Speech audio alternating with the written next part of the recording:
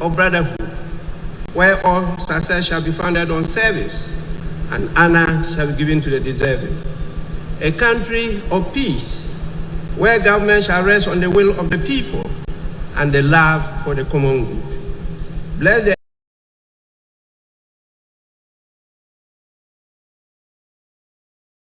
efforts of those who struggle to make this vision a living reality.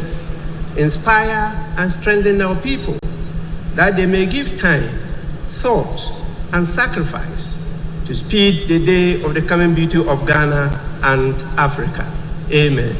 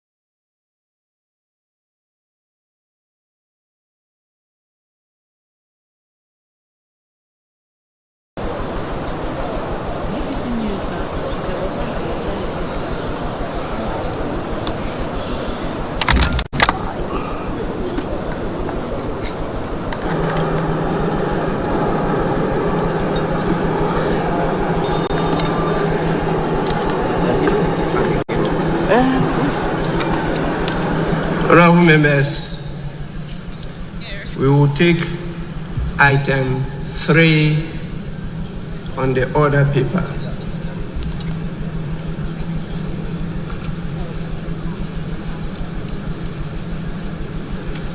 Honorable members, National Pledge. Pursuant to Order 69, we shall proceed to recite the National Pledge.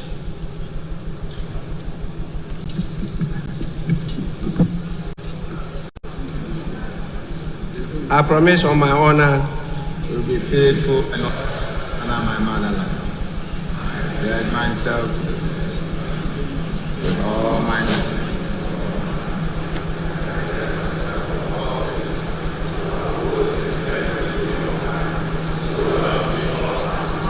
Thank you so much.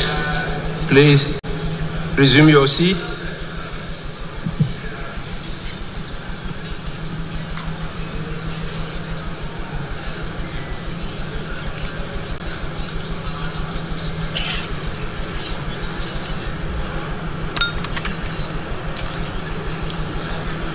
Honorable members, I want to vary the order of business, and we will take next item 6.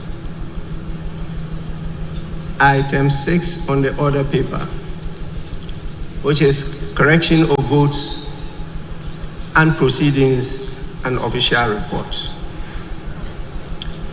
We shall commence with the correction of the votes and proceedings of the 3rd sitting dated Thursday, 17th October 2024.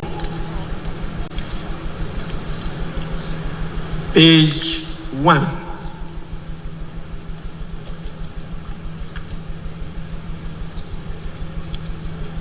Page 2.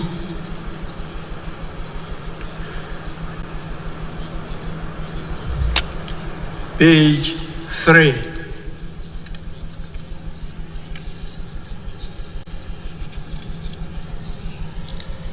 Page 4.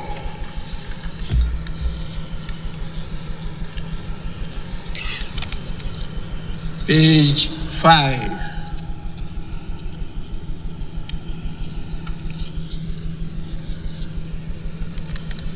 Page 6.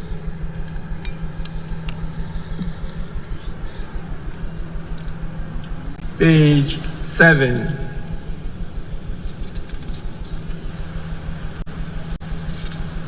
Page 9. Yes, Honourable Member. Speaker, thank you for the opportunity. Mr. Speaker, item number 5 on page 9. Mr. Speaker, the statement made by the Honourable Minority, the Honourable Atufosi, Mr. Speaker, was in respect of the fact that 4 members of Parliament whose names have been listed have breached Article 97(1)(g) and (h). It was not a mere allegation, Mr. Speaker. So the appearance of who were alleged to have been in breach, I believe that it does not reflect the true statement made by the member, because it was based on the statement that the Speaker proceeded to make to give information that you gave to the House.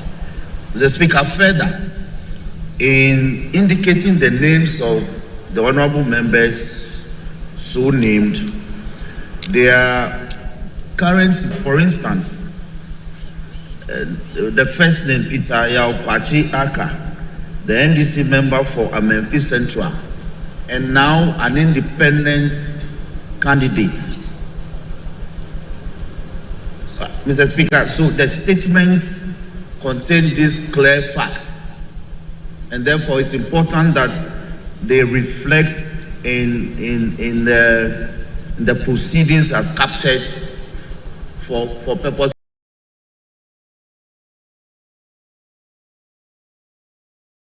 of correction. Mr. Speaker, I thank you for the opportunity.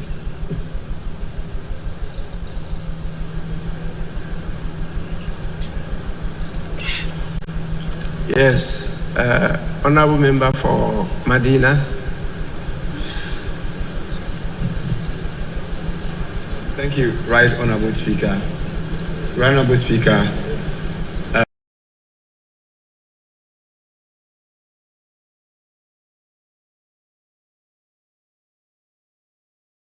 I also want to draw your attention to the same, the ending statement, which is majority caucus in staged a walkout instead of a majority caucus in inverted commas. So if the correction can be made to reflect what was there. Thank you.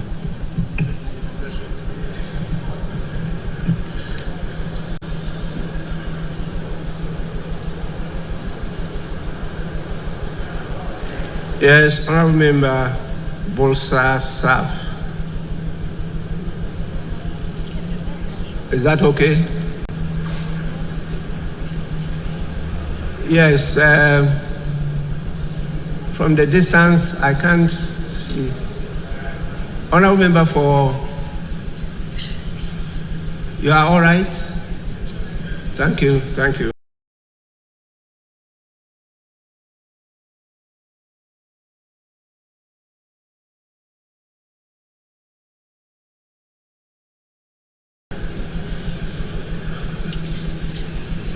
Table office, kindly take note of the comments made by the members.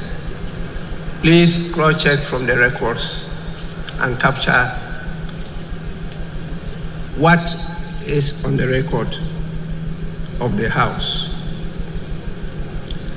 Please, page 10.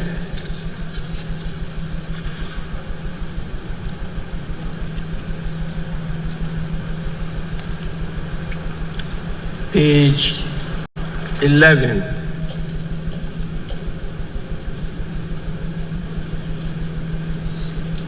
Honourable members, in the absence of any further corrections, the votes and proceedings of the third sitting, dated Thursday, 17th October 2024, are adopted as the true record of proceedings.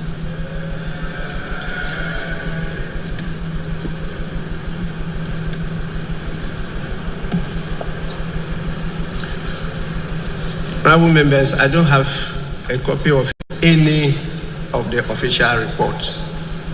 So we'll proceed now to item 5, formal communication by the Speaker.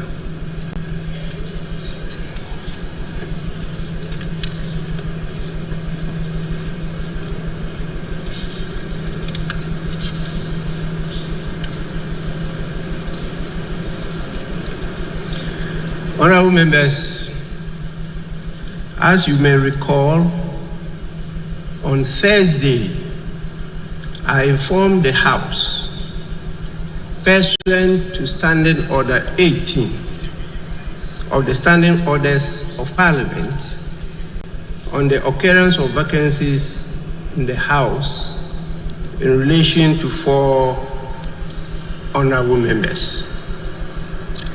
Yesterday, I received a process from the Supreme Court, which is a ruling from the Supreme Court pursuant to an ex parte application directing Parliament to recognize and allow the 4 affected members of Parliament to duly represent their constituents and conduct full scope of duties of their offices as members of Parliament, pending the final determination of a suit filed by Honorable Alexander Afenyo-Markin. By Article 102 of the Constitution, 1992, and Order 64.1 of the Standing Orders of Parliament, I note that we currently have a quorum to transact business, but not to take decisions of the Constitution. It reads, a quorum of Parliament, apart from the person presiding, shall be 1/3 of all the members of Parliament. As presently constituted, the numbers definitely is far above 1/3 of the members of Parliament. But by Article 104, the numbers are not sufficient for us to take decisions. And I'll quote Article 104. Article 104.1 says, except as otherwise provided in this Constitution, matters in Parliament shall be determined by the votes of the majority of members present and voting, with at least half of all the members of Parliament present. Honorable members, we don't have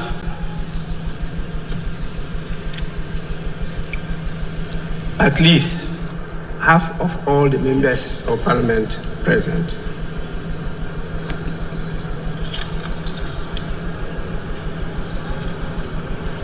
Consequently, in view of the current circumstances, the fact that there is a question on the composition and constitution of Parliament, and having regard to the public interest and the exigencies of the state of affairs in Parliament, I will proceed to, in accordance with Standing Orders 59, adjourn the House indefinitely. That is sine die.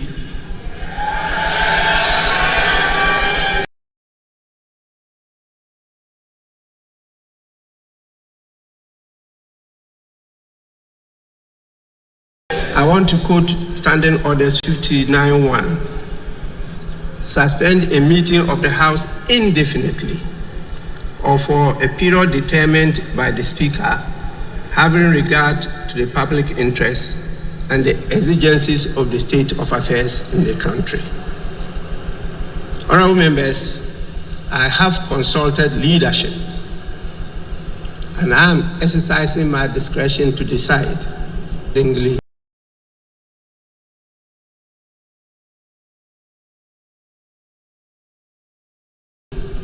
Adjourned sine die.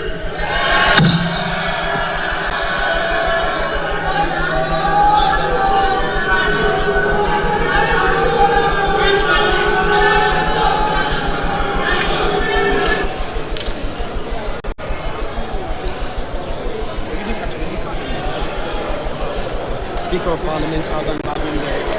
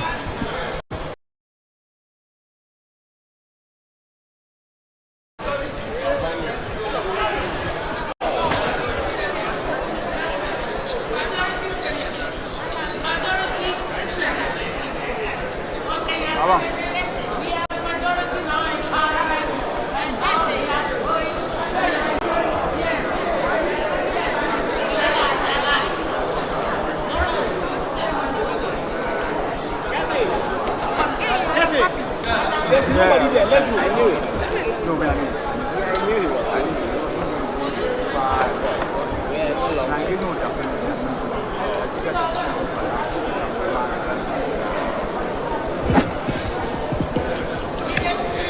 So if you're watching us, this is the Ghana Broadcasting Corporation's coverage of the sitting of Parliament for today. A historic day in the life of the 8th Parliament, where both caucuses maintained their assertion that they were in the majority of the chamber. The Speaker of Parliament came in not long ago and in the course of the proceedings made the House know that in the light of the ongoing wranglings, the House would have to adjourn sine die, as in the House would have to adjourn until further notice. This is in the light of Article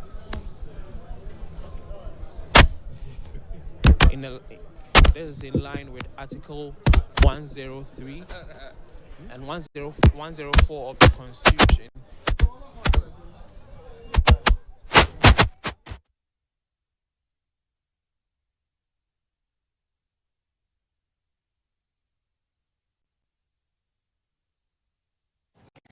Welcome back once again. Thank you very much for staying with us. You're still watching GBC News. My name is Darrell Alantego. This is a special broadcast from the House of Parliament monitoring proceedings as they unfair. And currently, Not too long ago, the Speaker of Parliament came into the chamber, called out for the both sides to join him so the business of the day could start.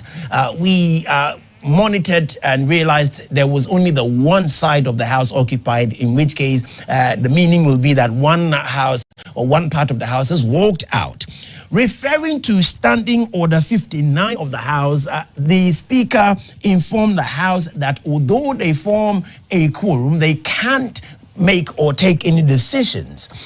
Going over from there, the Speaker then adjourned the House sine die, that is to say indefinitely or until further notice.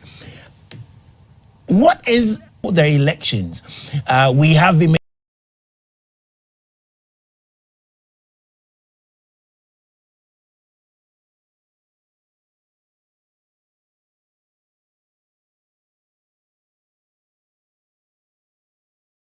aware that there is a need for certain airlines to be laid by the Supreme Court itself, and until such a time when the matter is resolved and the House can reconvene. Let's go on the phone and speak to lawyer historian Anochi Frimpong and see if he could help us judge for ourselves where we currently are and its possible ramifications to us as a people. Thank you very much once again for joining us. Good afternoon, Dr. Anochi Frimpong.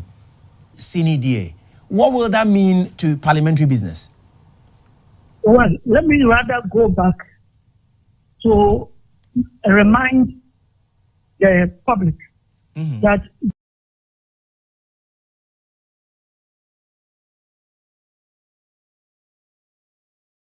just before we left off, I assured sustain the peace of this country. Right. And he has indeed done that. And I think we would have to congratulate him. But my problem with him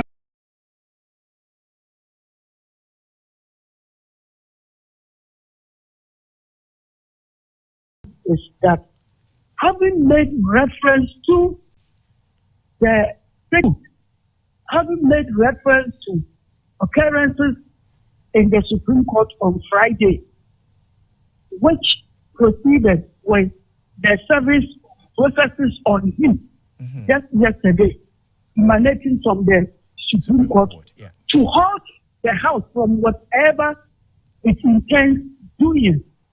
I believe that Mr. Bagbin could have done the whole nation some good if he had specifically stated that the indefinite suspension of proceedings of Parliament emanates from the Supreme Court decision based on its order for stay of execution, so that at least it would manifestly show that he is giving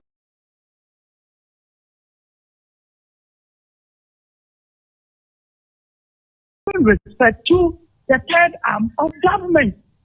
But if you conclude not less than half of the of House members of Parliament can take decisions affecting it, and based on that, to adjourn indefinitely, and then you also make reference to the public interest.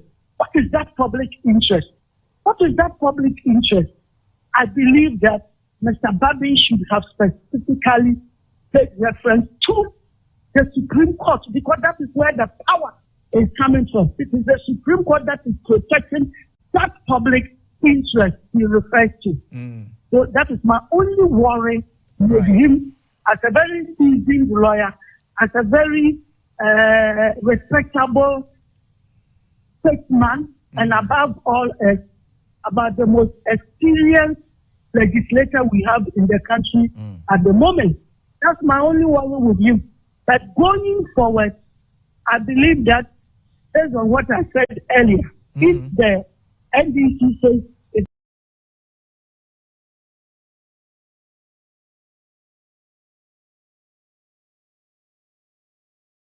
doesn't give regard to what the Supreme Court says, continue to respect Mr. Bagbin. And I also know that Mr. Bagbin, in the public interest, would wait until the Supreme Court has spoken before he reconvenes Parliament. Please, this is what is going to happen between now and the next 2 or 3 weeks when the Supreme Court would come out with this judgment. So I believe that there will be peace as usual. Sure, that is pretty much what we all expect, that peace will prevail in this country. But let's look at some critical business of the House, which also stands adjourned indefinitely insofar as this directive by the Speaker is concerned. We have the Supreme Court itself expected to lay an ally as we go into elections 2024. Same applies to the Electoral Commission. And then the government will have to present a budget statement in a way will go into the first quarter of 2025. All these three currently left outstanding. How good does that look on us as a people? It will not have much impact on us. It doesn't have any. The Supreme Court is working in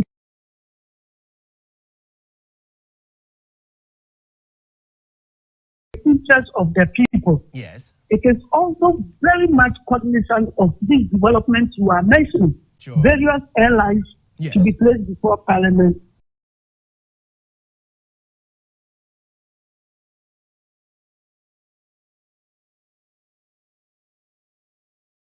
Including matters relating to the Electoral Commission, even the dissolution of this very Parliament before the election.